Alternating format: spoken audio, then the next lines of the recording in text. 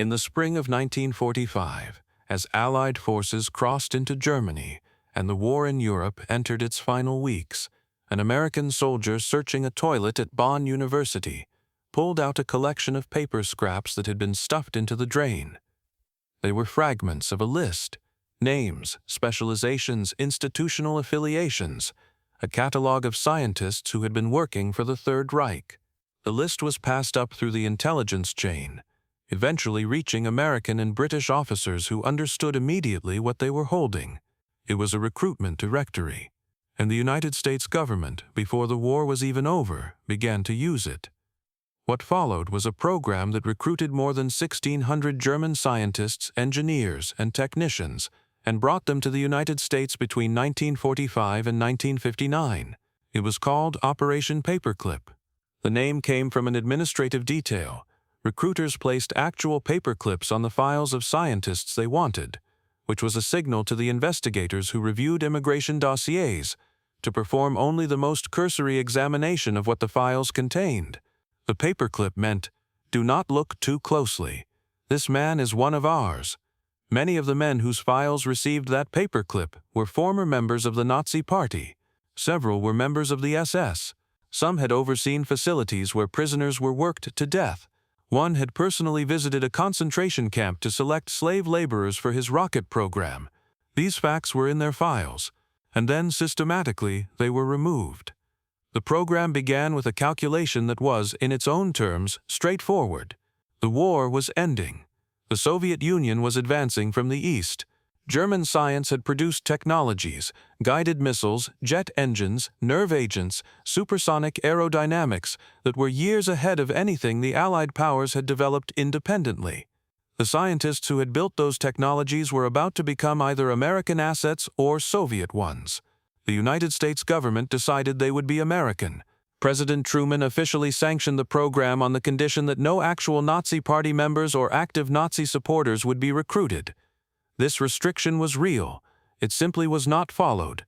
The Joint Intelligence Objectives Agency, which administered the program, employed officials who understood that the most valuable scientists, the ones whose expertise in rocketry and aerospace and chemical weapons was most advanced, were also the ones most deeply embedded in the Nazi state.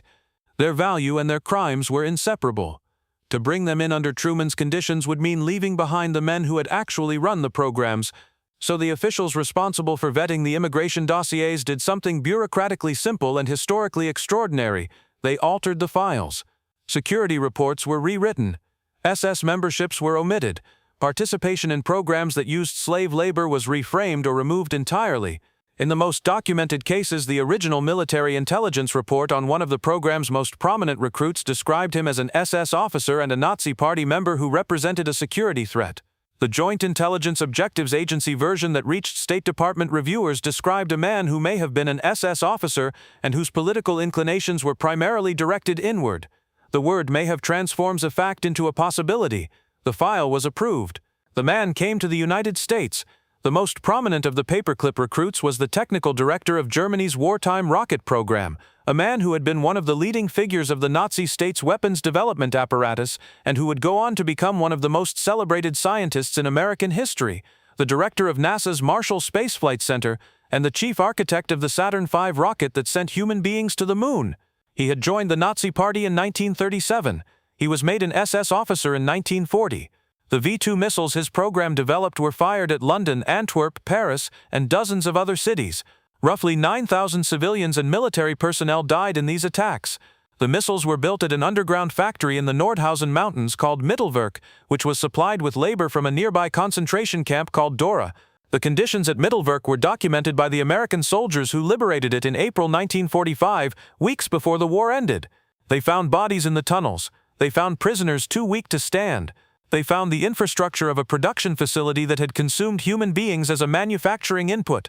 The man who ran the rocket program had visited Buchenwald concentration camp personally to select prisoners for transfer to Mittelwerk. This was not an inference. It was in the original American intelligence file, and then it was removed. He arrived in the United States in 1945 as a War Department special employee. He worked at Fort Bliss, Texas. He was transferred to Huntsville, Alabama. He became an American citizen in 1955. He appeared on the cover of Time magazine in 1958 and in a Disney television special about the future of space exploration. He was, by every external measure available to the American public, a hero of science and a symbol of what technological ambition could achieve. In 1960, he became the first director of NASA's Marshall Space Flight Center. In 1969, the rocket his team built carried Neil Armstrong and Buzz Aldrin to the surface of the Moon. 2 craters on the Moon are named after Operation Paperclip scientists. One of them bears the name of the man who built the rocket that got there. He was not the only one.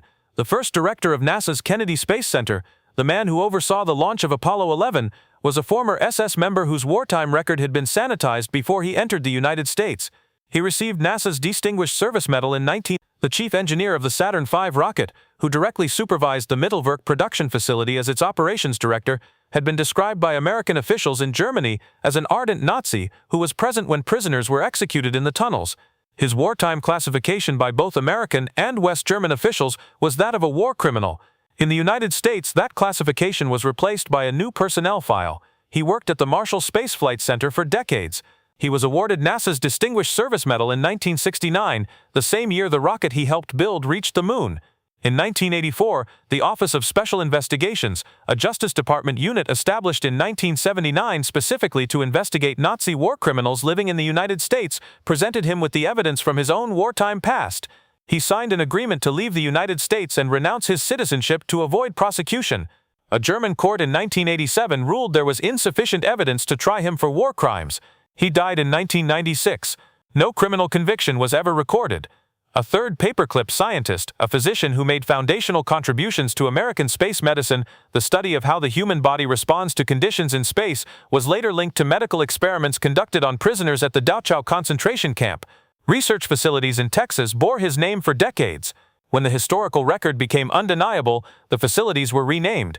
He died in 1986. No charges were ever filed. The program was classified for decades. When its existence was first reported by the New York Times and Newsweek in 1946, government officials provided immediate reassurance. The men recruited were the good Nazis, officials said. None of them had been complicit in what the regime had done. Eleanor Roosevelt publicly objected. The State Department's Visa Board rejected the initial applications of several recruits on grounds that they were ardent Nazis. The Joint Intelligence Objectives Agency overrode those rejections. The men came. The full extent of what the program had recruited and what it had concealed did not become public until the 1970s, when investigative journalists obtained documents through the congressional oversight processes that followed Vietnam and Watergate. The revelations led to hearings in the House of Representatives, which concluded that American military leaders had made morally bankrupt decisions in the name of national security. In 1979, the Justice Department established the Office of Special Investigations to find and prosecute Nazi war criminals living in the United States. The office reviewed the paperclip files. It found what the original intelligence reports had said before they were altered. It brought cases where it could. Of more than 1,600 scientists recruited under Operation Paperclip, one was ever formally tried for wartime conduct. He was extradited to Germany in 1947, tried for his management of slave labor at Mittelwerk, and acquitted. No other paperclip scientist was convicted in an American or German court. The man who ran the operations at Mittelwerk renounced his citizenship and left. The man who directed the rocket program died in 1977, celebrated, his military decorations and civic honors intact. The Office of Special Investigations, having reviewed the full record, closed its files. The program's legacy is genuinely divided, and the division is not resolvable by ignoring either side. The technologies produced by the paperclip scientists were real and consequential. The Saturn V remains, more than 50 years after its final flight, the most powerful rocket ever successfully launched. The swept-wing aerodynamics that define modern jet aircraft were developed by a German scientist who emigrated to the United States through paperclip. The foundations of American space medicine were built in part by men who came through the program.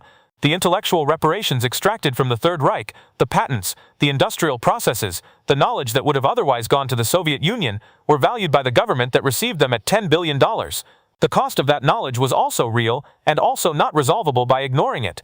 The underground factory at Mittelwerk processed 60,000 prisoners through its tunnels during the war.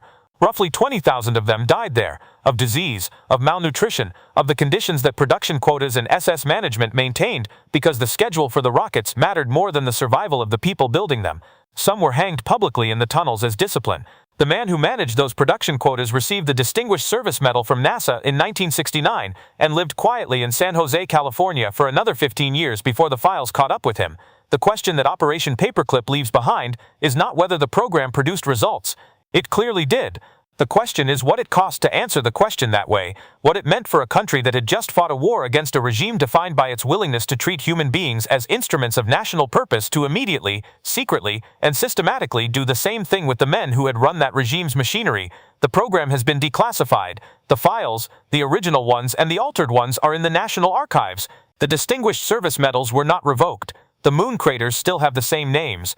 The accounting of what was exchanged for what, and whether the exchange was worth it, is one that the United States government completed to its own satisfaction in 1959 when the last paperclip scientist entered the country, and has not formally revisited since. The list that started it was found stuffed in a toilet. The men whose names were on it built the rocket that went to the moon. Both of those things are true. What you make of the distance between them is the question Operation Paperclip leaves open.